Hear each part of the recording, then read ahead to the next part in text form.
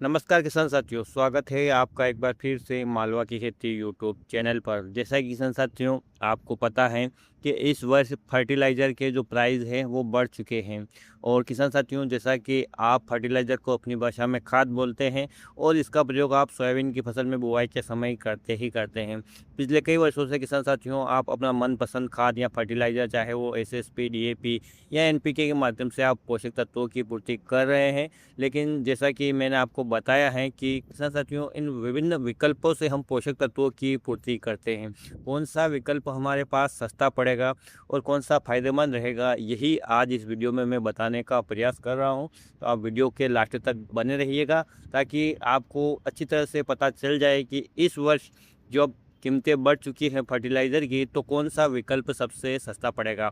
उससे पहले मैं किसान साथियों आपसे एक बात कहना चाहूँगा।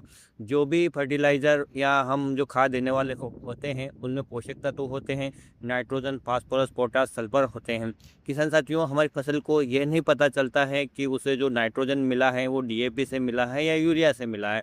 ठीक इसी प्रकार से फास्फोरस की पूर्ति हमने एसएसपी से की है या डीएपी से की है, इससे भी उसको कुछ फर्क नहीं पड़ता है। उसे वांछित मात्रा में उस पोषक तत्वों की ज़रूरत होती है। भारतीय सोयाबीन अनुसंधान केंद्र इंदौर के रिसर्च के अनुसार, उनके वैज्ञानिक अनुशंसा के अनुसार किसान साथियों, यदि हम प्रति एकड़ पोषक तत्वों की बात करें तो नाइट्रोजन 8 किलोग्राम शुद्ध मात्रा में, फास्फोरस 24 से 32 किलोग्राम शुद्ध मात्रा में, पोटास 16 किलोग्राम प्रति शुद्ध मात्रा में और सल्फर 8 से 10 किलोग्राम शुद्ध मात्रा में इन पोषक तत्वों की ज़रूरत होती है। क्योंकि शुद्ध मात्रा में तो हमें ये किसी भी फर्टिलाइज़र के विकल्प के रूप में नहीं मिलते हैं, अलग अलग रेशियो में मिलते हैं और उसमें कुछ परसेंटेज के रूप में होते हैं।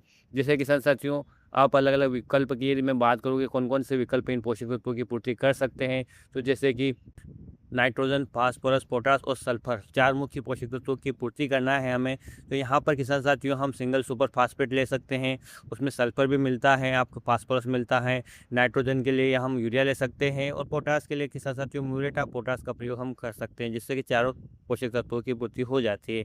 ठीक इसी प्रकार से यदि हम डीएपी वाला विकल्प चुनते हैं तो किसान साथियों यहाँ पर हमें नाइट्रोजन और फास्फोरस डीएपी में मिल जाता है और सल्फर और पोटास हम अलग से प्रयोग कर लेते हैं। ठीक इसी प्रकार से यदि यहाँ पर हम तीसरा विकल्प चुनते हैं यानी एनपीके 12-32-16 का, तो किसान साथियों हमें यहाँ पर इसके साथ बेंटोनाइट सल्फर का प्रयोग करना पड़ता है, क्योंकि इसमें तीनों मात्रा में हमें नाइट्रोजन, फास्फोरस, पोटास तो मिल जाता है, लेकिन सल्फर 12-32-16 में बिल्कुल भी नहीं होता है। तो यहाँ पर उसकी पूर्ति के लिए हमें अलग से जो सल्फर का प्रयोग करना पड़ता है। अब इनकी वांछित मात्रा, यानी जैसा कि मैंने आपको शुरुआत में बताया है कि प्रति एकड़ के हिसाब से आपको क्या लेना है।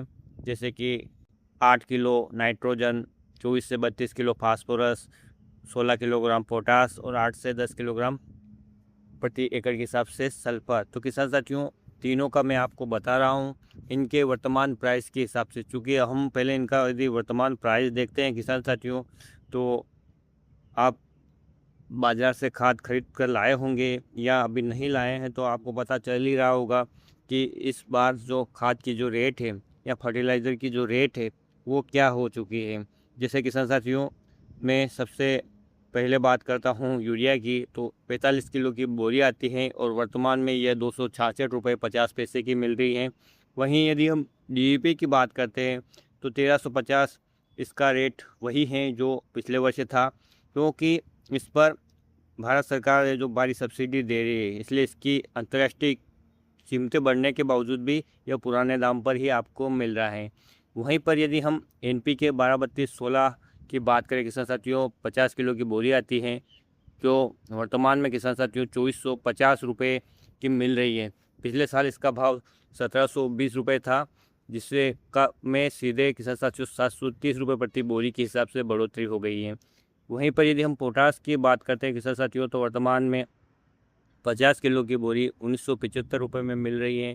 पिछले साल ये 1535 रुपये का था और अब इसमें सीधे 440 रुपये की बढ़ोतरी की गई है। वहीं पर यदि हम दानेदार सिंगल सुपर फास्फेट की बात करते हैं, क्योंकि किसान साथियों दानेदार सिंगल सुपर फास्फेट और पाउडर रूप में मिलने वाला सिंगल सुपर फास्फेट, दोनों की कीमत में आपको अंतर देखने को मिलेगा। तो यहाँ पर हम दानेदार सिंगल सुपर फास्फेट की बात कर रहे हैं तो 50 किलो की जो बोरी है किसान साथियों, वो आपको 605 में मिल रही हैं, जबकि पिछले साल इसका जो रेट था वो 505 रुपये का था, यानी इसमें सीधे 100 रुपये की बढ़ोतरी हुई है। वहीं पर यदि हम बेंटोनाइट सल्फर 90% जो आता है वो लगभग 40 रुपये प्रति किलो के हिसाब से आता है, यानी 10 किलो का पैक करीब आपको 400 रुपये में पड़ेगा। अब किसान साथियों, इन तीनों रासायनिक विकल्पों का प्रति एकड़ यदि हम लागत करें, देखते हैं कि किस विकल्पों में कितनी खाद लगेगी और क्या खर्च लगेगा, जिससे हम ये निर्णय ले पाएँ कि हमें इस वर्ष जब खाद की कीमतें बढ़ चुकी हैं तो अधिकतम पोषक तत्वों की पूर्ति हमारे खेत में हो जाए और हमारी लागत है वो कम से कम आए, वो विकल्प हमें अपनाना है। तो सबसे पहले हम विकल्प ए देखते हैं, जिसमें हम एसएसपी यानी single super phosphate plus urea plus potash का घनिष्ठ समझते हैं। तो इस कॉम्बिनेशन में हमारे पोषक तत्वों की पूर्ति इस प्रकार से होगी, जैसे दानेदार एसएसपी की 3 बोरी यानी 150 किलो के आसपास ये हमारा लगेगा। इसमें हमें 24 किलो फास्फोरस मिल जाएगी और 16.5 किलो के आसपास हमें सल्फर भी इसमें मिल जाएगी। यदि हम इसका लागत देखते हैं किसान साथियों, तो 605 रुपये गुणित 3 यदि हम करते हैं तो 1815 रुपये एसएसपी का होता है। और नाइट्रोजन की पूर्ति के लिए किसान साथियों हमें 22 किलो के लगभग इसमें यूरिया डालना पड़ेगा, जिससे किसान साथियों हमारे 10 किलो नाइट्रोजन की पूर्ति हो जाए। तो लगभग इसकी लागत आएगी 130 रुपये। और यदि हम पोटास की बात करते हैं किसान साथियों, तो 25 किलो के आसपास हमारे पोटास का हमें प्रयोग करना पड़ेगा, जो हमें म्यूरेट ऑफ पोटास से मिलता है, जिसमें किसान साथियों 15 किलो पोटास की शुद्ध रूप से पूर्ति हो जाएगी और इसकी लागत आएगी वो लगभग 988 रुपये के आसपास आएगी। इस प्रकार से यदि हम देखते हैं तो विकल्प एक जो हमने चुना है इसका खर्च 2932-33 रुपये के आसपास प्रति एकड़ बैठता है। वहीं पर यदि किसान साथियों हम DAP plus potash plus bentonite sulphur का विकल्प चुनते हैं तो इस कॉम्बिनेशन से पोषक तत्वों की पूर्ति इस प्रकार से होगी, जैसे डीएपी की एक बोरी 50 किलो, इसमें हमें 9 किलो नाइट्रोजन मिलेगा और 23 किलो फास्फोरस मिल जाएगा, क्योंकि ये 1846 जैसा कि आप जानते हैं प्रति कुंटल की मात्रा होती है और 50 किलो की बोरी में इनकी मात्रा आधी हो जाती है। तो इसका जो लागत है वो 1350 रुपये के आसपास हमारी लगेगी। पोटास 25 किलो हमें अलग से लगाना पड़ेगा, जिसमें 15 किलो पोटास मिलेगा, तो वही लागत किसान साथियों 988 रुपये के आसपास। और बेंटोनाइट सल्फर की पूर्ति आपको अलग से करनी पड़ेगी। 10 किलोग्राम आप लेते हैं तो आपको 400 रुपये अलग से लगेगा। इसका जो विकल्प 2 का कुल खर्च यदि हम बात करें किसान साथियों, तो 2737 रुपये 50 पैसे प्रति एकड़ के आसपास का आपका बजट बैठेगा। वहीं यदि हम विकल्प 3 जो कि किसानों का बहुत मनपसंद खाद है 12-32-16 एनपीके जो ग्रेड आती हैं, इसके साथ हमें लेना पड़ेगा बेंटोनाइट सल्फर, क्योंकि इसमें सल्फर नहीं आता है तो हमें यहाँ सल्फर अलग से लेना पड़ेगा। तो इसकी किसान साथियों जो वांछित पोषक तत्वों की मात्रा है, जैसा कि मैंने आपको शुरू में बताया है, उस हिसाब से इसकी 2 बोरी लगेगी, यानी 100 किलो के आसपास हमें 12-32-16 चाहिए। तो किसान साथियों इसकी जो लागत है 2450 और 2450 लगभग 4900 रुपये। और बेंटोनाइट सल्फर लगेगा किसान साथियों लगभग 10 किलो, जो कि 400 रुपये का आएगा। तो इस हिसाब से इस तीसरे विकल्प का जो खर्च है कुल मिलाकर 5300 रुपये प्रति एकड़ के हिसाब से आएगा। तो किसान भाइयों, गणित बिल्कुल साफ है। इस साल विकल्प 2 यानी DAP plus potash plus bentonite sulphur सबसे सस्ता और सबसे किफ़ायती विकल्प बन चुका है। अक्सर हमने पिछले वर्षों में एसएसपी वाला पहला विकल्प सस्ता होता था, लेकिन साल 2026 में एसएसपी का भी रेट बढ़कर किसान साथियों 605 रुपये प्रति बोरी जो कि दानेदार का है, और पोटास का रेट 1975 हो जाने की वजह से पहले विकल्प का खर्च 2932 रुपये 50 पैसे प्रति एकड़ हो गया है। दूसरी तरफ केंद्र सरकार द्वारा डीएपी की कीमत में कोई बढ़ोतरी नहीं होने के कारण किसान साथियों इसका जो हमारा दूसरा विकल्प है 2737 रुपये पर 50 पैसे प्रति एकड़ में तैयार हो रहा है। तो यह पहले विकल्प से लगभग 195 रुपये प्रति एकड़ सस्ता है और तीसरे विकल्प से ये 2562 रुपये सस्ता है। तो किसान साथियों, यदि आपके पास 5 एकड़ भी ज़मीन है तो सिर्फ दूसरा विकल्प चुनकर आप अपने सीधे 12,800 रुपये अधिक बचा सकते हैं। तो किसान साथियों, आपको अच्छी तरह से समझ में आ गया होगा कि इस वर्ष हमें कौन सी खाद डालनी चाहिए, जिससे कि किसान साथियों हमारा जो लागत है वो कम से कम आए।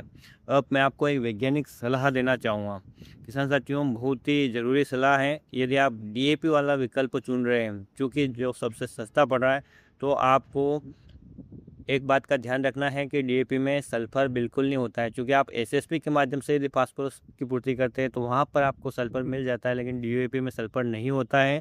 तो क्योंकि सोयाबीन एक तिलहनी फसल है जिसमें तेल और प्रोटीन की मात्रा के लिए सल्फर की अत्यधिक आवश्यकता होती है। सल्फर जड़ों में पाए जाने वाले राइजोबियम बैक्टीरिया जो होते हैं उसकी गांठों बनाने में भी मदद करता है, जिससे कि हवा से पौधे सीधे नाइट्रोजन सोखने वाली गांठों का निर्माण कर सकें।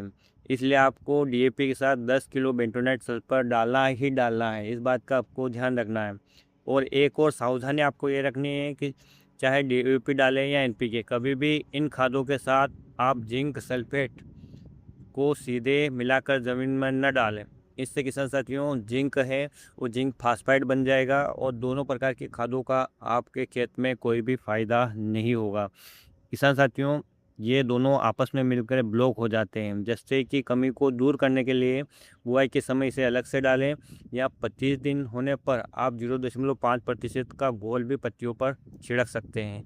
अंत में मैं आपसे एक बात कहना चाहूँगा कि इस साल बदलते कीमतों की दौर में समझदारी दिखाएं और DAP plus potash plus bentonite sulphur का जो विकल्प 2 है उसका चयन करें। इससे आपकी जेब का पैसा भी बचेगा और सोयाबीन के आवश्यक पोषक तत्वों की पूर्ति भी हो जाएगी। तो किसान साथियों एक छोटे से डेमो के द्वारा मैंने आपको बताया है कि इस वर्ष आपको कौन सा फर्टिलाइज़र विकल्प अपनाना चाहिए, क्योंकि खाद की कीमतों में बढ़ोतरी हुई है। तो पिछले साल का जो विकल्प एसएसपी वाला था वो सस्ता था, लेकिन अब डीएपी वाला विकल्प है वो सस्ता पड़ रहा है। तो आप कमेंट करके बताइए कि क्या आपके क्षेत्र में डीएपी मिल रहा है, क्योंकि टोकन अवस्था से इस समय मिल रहा है। तो क्या टोकन जनरेट हो रहे हैं, क्या आपको दिक्कत आ रही है, तो आप कमेंट ज़रूर करें।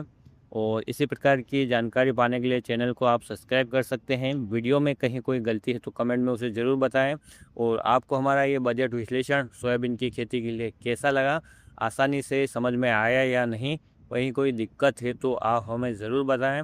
और वीडियो अच्छा लगा हो तो अन्य किसान साथियों के साथ भी इसे लाइक करके शेयर करें, ताकि उन्हें भी ये जानकारी मालूम हो कि उन्हें कौन सा खाद अपने खेत में डालना चाहिए जो उनकी जेब के लिए भी अच्छा हो, उनकी फसल के लिए भी अच्छा हो। फिर मिलते हैं एक नए वीडियो में नई जानकारी के साथ, तब तक के लिए जय हिंद, जय जवान, जय किसान।